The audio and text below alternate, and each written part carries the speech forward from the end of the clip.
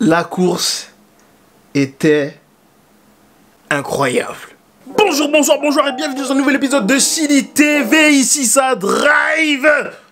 Oui monsieur, oui madame, épisode 2 pour Bahreïn 2022. Franchement la course, si je pouvais la décrire en un mot, lourde. Elle était lourde, la course était lourde, tout simplement, lourde. Mais ne perdons pas de temps, sautons dans le vif du sujet. Déjà le départ. Alors le départ, moi personnellement, je m'attendais et je l'ai mis sur Twitter. D'ailleurs, suivez-moi sur Twitter @Chili. Je m'attendais à une collision entre Verstappen et Leclerc. Je vais pas vous mentir, je vais archi pas vous mentir. À chaque fois que ces deux-là ont des altercations en piste, ça finit souvent avec des bouts de carbone qui volent. Et là, franchement, au départ, discipliné. Franchement, discipliné. Le frérot Valtteri Bottas a perdu 8 places. Hein. Sommes-nous choqués? Absolument pas. Hein. Tradition. Et le premier truc que j'ai remarqué pendant quelques tours, c'est que les voitures arrivaient à se suivre. Alors, comme je vous l'avais dit dans la précédente vidéo, les nouvelles réglementations sont censées pouvoir faire en sorte que les voitures se suivent plus facilement. Et là, pendant les premiers tours, autant il n'y a peut-être pas eu énormément de dépassements en soi, autant les voitures arrivaient à se suivre vraiment très proches l'une de l'autre. Depuis Abu Dhabi, mon agenda contre la FIA est balèze comme ça. Mais là, il faut savoir donner à César ce qui est à César. Et franchement, la FIA bien. Franchement bien. Pendant les premiers tours, pas grand chose à signaler. On assiste à quelques dépassements. On assiste à Mick Schumacher qui nous fait un 360 incroyable, entraîné par le frérot Esteban Ocon qui, suite à ça, prend 5 secondes de pénalité. Ça se bagarre à tous les niveaux. Les McLaren ont du mal. Les Aston Martin ont du mal. Les Williams... il y en a une sur deux qui a du mal. Pendant les 10 premiers tours, on regarde la physionomie, on se dit que là, Red Bull et Ferrari, ça va se taper dessus, tu vois. Avec un léger avantage pour Ferrari. 12e tour, Hamilton rentre au stand. Chose des pneus durs, sort des stands. Et là arrive le rookie, Zhou Guanyu, fierté de la Chine. Hamilton prend le premier virage. Et à la réaccélération, perd de l'adhérence. Et là, Zhou Guanyu, fierté de la Chine, dépasse Lewis Hamilton. À ce moment-là, j'ai su que Zhou Guanyu allait être le champion du monde 2022. C'est confirmé. 15e et 16e tour, les frérots Verstappen et Leclerc passent au stand pour faire leur premier ravitaillement de la course. Et après ce ravitaillement, s'ensuit la première grosse bataille de la saison 2022. Dans la grande ligne droite des stands, Leclerc est devant, Verstappen est juste derrière. Verstappen ouvre son DRS. Minute technique. Le DRS Drag Reduction System en anglais est un système qui permet aux pilotes dans certaines zones d'un circuit et seulement en ligne droite d'ouvrir un petit volet sur l'aileron arrière qui permet de réduire la traînée et donc d'aller un tout petit peu plus vite. Donc voilà, quand vous entendrez que quelqu'un a ouvert son DRS, en théorie, il va un tout petit peu plus vite que la voiture qu'il précède. Donc, Max Verstappen ouvre son DRS, se décale sur la droite, des étincelles partout, saute sur les freins sûrement avec les deux pieds joints et dépasse Charles Leclerc dans le premier virage. Incroyable. Sauf que 2 virages plus tard, nouvelle zone de DRS, Charles Leclerc qui se retrouve derrière Max Verstappen ouvre à son tour son DRS, se décale et reprend la position à Max Verstappen. Purée.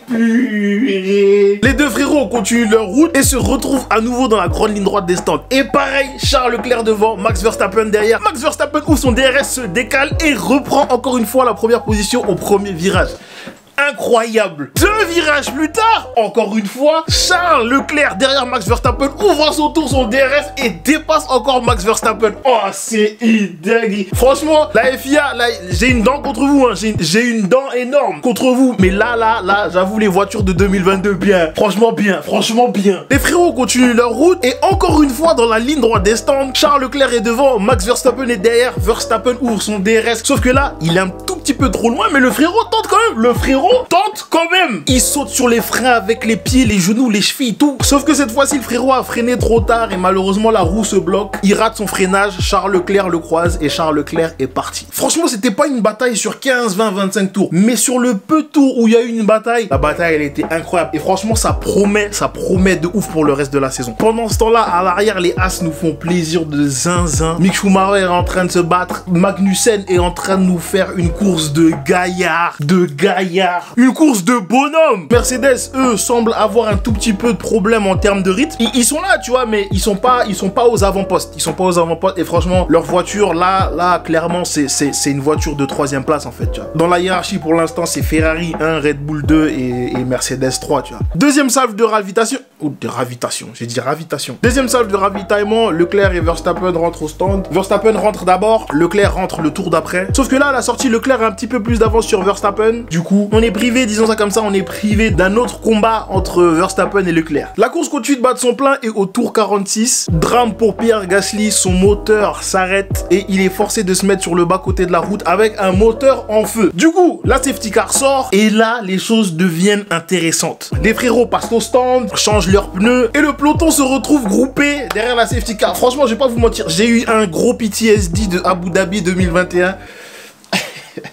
et disons que les pensées que j'ai eues pour Michael Masi n'étaient pas très poli, on va dire ça comme ça, La safety car s'en va et là Charles Leclerc doit gérer son démarrage. Le frérot chauffe ses pneus, avance, freine. Verstappen, comme à son habitude, est juste derrière lui met la pression, avance, freine. Du coup, il avance, il freine et là, Leclerc il part. Sauf que Leclerc, il est à l'extérieur du virage, tu vois. Du coup, il rentre bien dans le virage pour partir. Verstappen est à l'intérieur du virage, du coup, pour prendre le virage correctement, il doit freiner.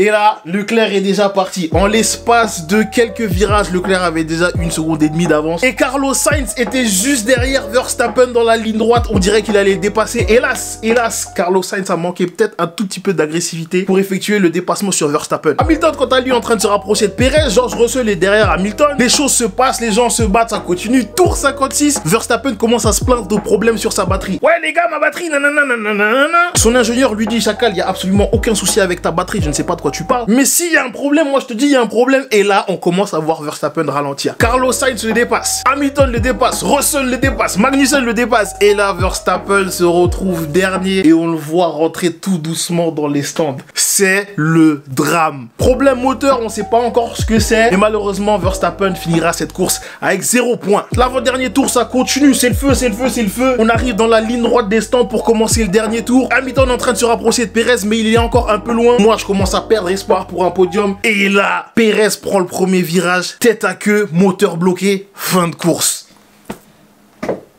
Je vais pas dire que j'ai applaudi, pour rester objectif.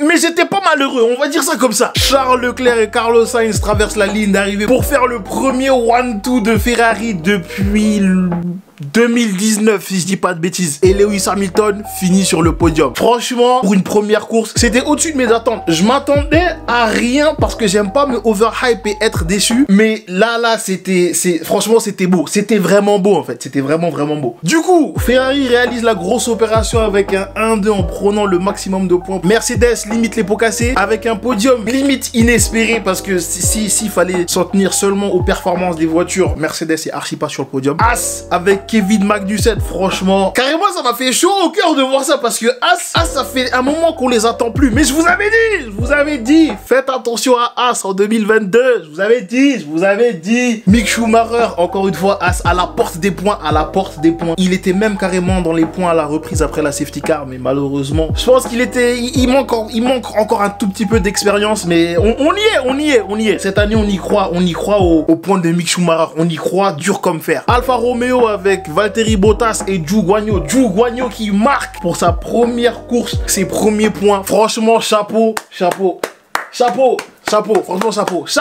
Alpine qui prend des points avec Esteban Ocon et Fernando Alonso. Franchement, ils ont bien roulé. Et Yuki Tsunoda qui limite la casse pour la maison mère Red Bull et AlphaTauri. Ensuite, McLaren, Aston Martin et Williams. Il y a encore du taf. En tout cas, j'espère que vous avez kiffé cet épisode. Mettez un like, ça aide la chaîne à grossir. Prenez soin de vous, prenez soin de vos proches et on s'attrape la semaine prochaine pour le Grand Prix d'Arabie Saoudite. Allez!